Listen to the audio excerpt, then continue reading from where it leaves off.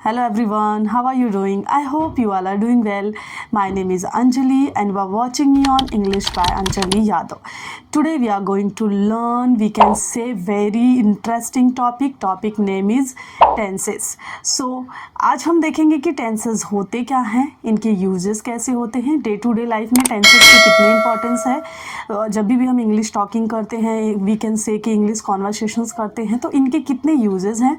So let's see what do you mean by tense. Tense होता क्या है? Tense वह होता है जो क्या करता है, समय बताता है और उस समय में कितने काम हुए हैं। आप कह सकते हैं कि टाइम प्लस वर्क का क्या करता है, एक कॉम्बिनेशंस बताता है और एक उनके बारे में कह सकते हैं कि इंफॉर्मेशंस देता है। तो टाइम प्लस वर्क होता क्या है? टाइम जैसा कि अगर मैं कहूँ तो टाइम हमारा हो गया past tense, present tense and future tense. ये सारे हमारे क्या हैं? This all are what? This all are our time. Next one is work. Work क्या होता है? अभी आप बोलेंगे मैम वर्क क्या होता है? वर्क हमारा वो होता है, जैसे कि टेंसेस हैं, प्रेजेंट टेंस है तो उसके 4 टाइप्स होते हैं, वो 4 टाइप्स ही वर्क कहलाते हैं। अगर मैं कहूँ कि जो हमारा इंडेफिनिट टेंस है उसका मतलब होता है अनिश्चित, कि काम कितना हुआ है या चल रहा है या हो चुका है उसका हमें बोध नहीं होता है, उसके बारे में कह सकते हैं कोई भी इंफॉर्मेशंस प्रॉपर वे में नहीं होती है, इसीलिए उसे क्या कहा गया है? इंडेफिनिट टेंस कहा गया। कॉन्टिन्यूअस टेंस जो है, कॉन्टिन्यूअस मीन ही होता है कि जो हमारा कॉन्टिन्यूअस टेंस है इट मीन्स कि वर्क जो हमारा है वो चल रहा है, ना कि कंप्लीट हुआ है। Next one is what? Perfect tense. Perfect tense जो हमारा होता है, परफेक्ट नाम से ही हमें समझ में आता है कि ये हमारा क्या है, काम जो भी है, वर्क जो भी है वो परफेक्टली कंप्लीट हो चुका है। लास्ट वन हमारा है perfect continuous tense. Perfect continuous tense में क्या होता है कि काम हमारा स्टार्ट तो हुआ है, काम चल रहा है, बट काम क्या है, अभी कंप्लीट नहीं हुआ है। तो यही हमारा था time plus work.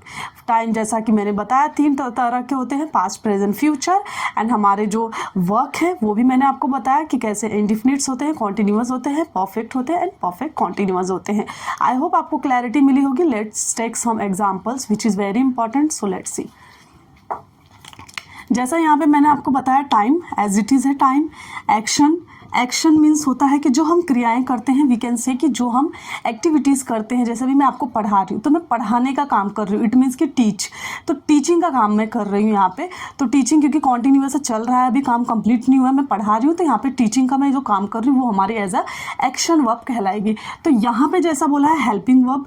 Helping verb मतलब होता है कि जो मैंने कहा ना टाइम के बारे में बताते हैं, जो हमारे हेल्पिंग वर्ब होते हैं, जैसे इज एम आर हुआ, तो जहाँ पे भी हमें इज एम आर दिखा तो हम समझ जाते हैं कि हमारे प्रेजेंट टेंस की बातें की जा रही है। जहाँ पे भी हम वॉज वर देखते हैं तो हमें समझ में आता है कि ये हमारे पास्ट टेंस की बातें की जा रही है।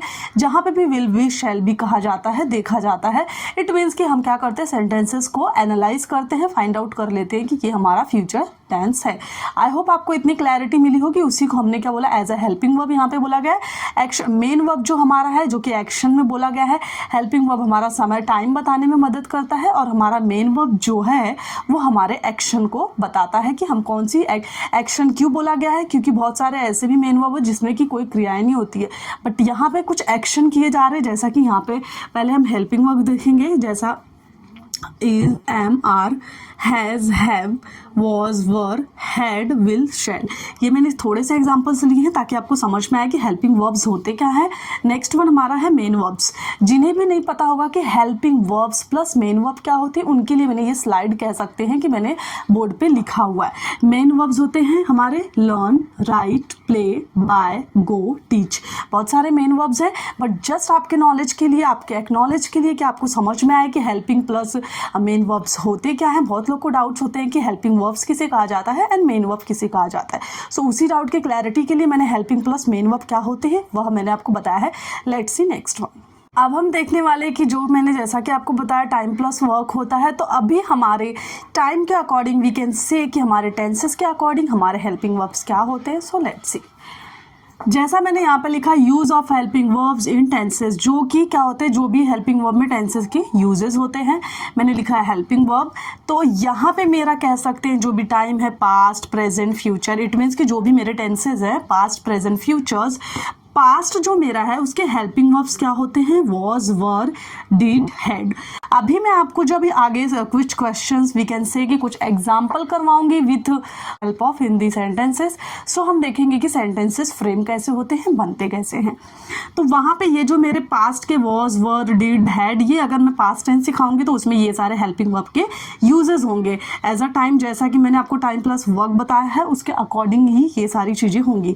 प्रेजेंट में हमारे हेल्पिंग वर्ब्स होते हैं is, am, are, do, does, has, have. ये हमारे क्या है, ये हमारे प्रेजेंट टेंस के हेल्पिंग वर्ब्स हैं।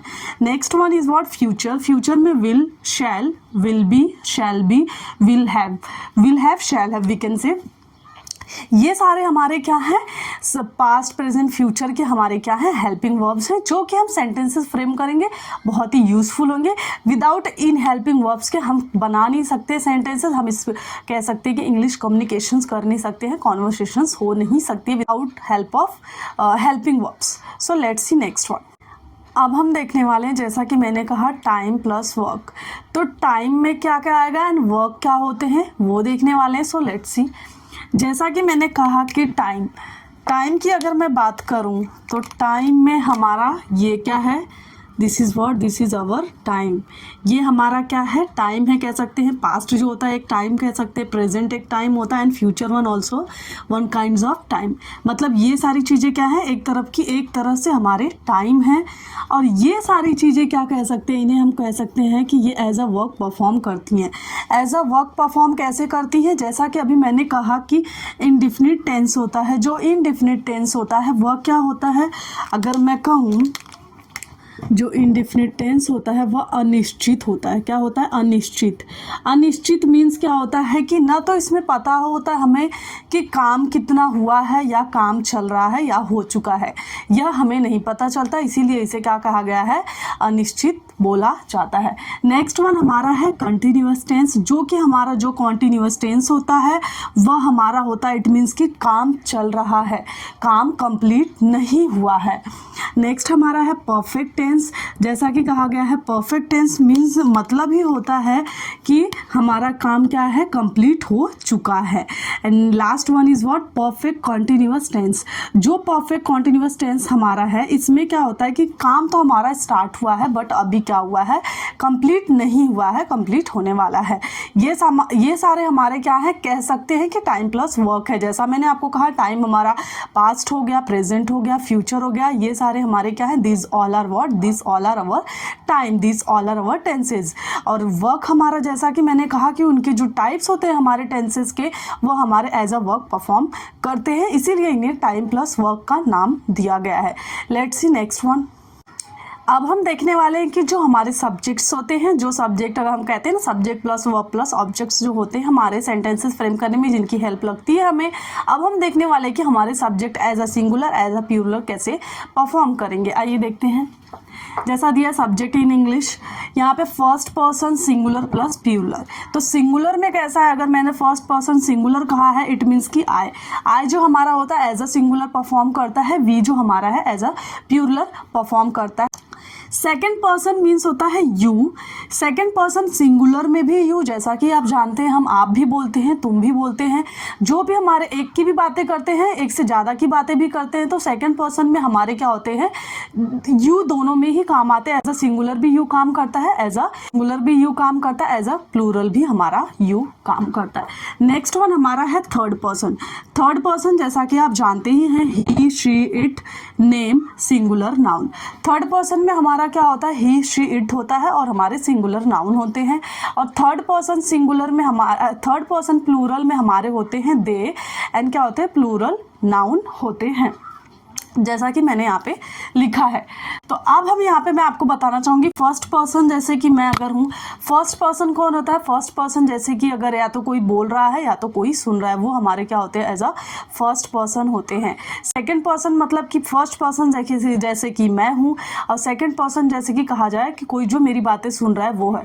थर्ड पर्सन मतलब जो फर्स्ट एंड सेकेंड पर्सन मिलके बातें कर रहे हैं थर्ड वन की, उन्हें एज अ थर्ड पर्सन कहा जाता है, जो कि ही, शी, इट हमारे as a third third person perform करते हैं। ये सारी क्लैरिटी मैं इसलिए दे रही हूँ ताकि जब भी हम सेंटेंसेस को फ्रेम करेंगे ताकि हमें कोई भी डाउट ना रह जाए, इसलिए वन बाय मैं सारी इन डिटेलिंग में आपको इन्फॉर्मेशन दे रही हूँ ताकि जब हम एग्जाम्पल्स लेके सॉल्व करें तो आपको समझ में ऐसा ना हो कि कहाँ से ये आया कहाँ से ये आया, आपको ना समझ में आया। तो स्टेप बाय स्टेप जब ये वीडियो देखेंगे तो सब आपको समझ में आएगा। हमारा था सिंगुलर प्लस प्लूरल, कह सकते हैं कि first person, second person, third person. अब हम देखेंगे कि नेक्स्ट स्टेप हमारा क्या है। एक चीज़ मैं भूल गई आपको बताना, एक चीज़ और है मेरा यहाँ पे, जैसा कि ही शी इट दिया हुआ है जो हमारे फर्स्ट पर्सन सिंगुलर है। जब भी हम प्रेजेंट टेंस के सिंपल प्रेजेंट टेंस करेंगे एस और ई एस जो हमारे यूज़ होते हैं वो थर्ड पर्सन सिंगुलर के, क्या कह सकते हैं, थर्ड पर्सन सिंगुलर के साथ ही हमारा एस और ई एस के यूजेस होते हैं। ये चीज़ आप अपने ध्यान में रखिए। अभी हम देखते हैं नेक्स्ट। जैसा कि हमने देखा कि हमारे हेल्पिंग प्लस मेन वर्ब्स क्या है और हमारे हेल्पिंग वर्ब्स को हमने कैटेगराइज किया पास्ट प्रेजेंट परफेक्ट टेंस के अकॉर्डिंग कि कौन कौन से हेल्पिंग वर्ब के यूजेस होते हैं। टाइम प्लस वर्क के अकॉर्डिंग हम लोग ने पास्ट के कितने टाइप्स होते हैं, वी कैन से कि हमारे टेंसेस के टाइप्स कितने होते हैं वह हमने देखा। अभी हमने क्या देखा था कि हमने देखा ऐसा कि हमने देखा कि हमारे हेल्पिंग प्लस मेन वर्ब्स क्या है और हमारे हेल्पिंग वर्ब्स को हमने कैटेगराइज किया पास्ट प्रेजेंट परफेक्ट टेंस के अकॉर्डिंग कि कौन कौन से हेल्पिंग वर्ब के यूजेस होते हैं।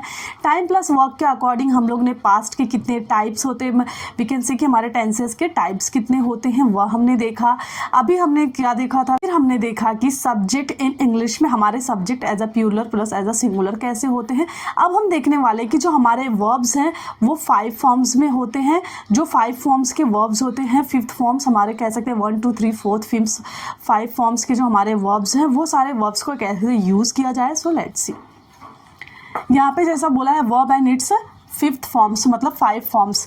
5 फॉर्म्स में बोला गया है verbs, a word which describe the action act, कि वर्ब होता क्या है जो कि हम क्या कर रहे हैं, जो एक्शन कर रहे हैं, जो एक्टिविटीज़ कर रहे हैं उसको क्या करता है, वी कैन से कि उसको डिस्क्राइब करता है, उसके बारे में बताता है, वही हमारे वर्ब होते हैं। फर्स्ट वर्ब हमारा क्या है, बेस फॉर्म। बेस फॉर्म उसे कहेंगे, जैसे अगर मैंने कहा ईट, तो ईट तो हमारा जस्ट बेस फॉर्म है, ईट मतलब होता है खाना, तो ये मेरा बेस फॉर्म हो गया। तो अगर मुझे अभी इसके सेकेंड फॉर्म क्या होते, थर्ड फॉर्म क्या होते, फोर्थ और 5th फॉर्म क्या होते, तो उसके अकॉर्डिंग हम देख।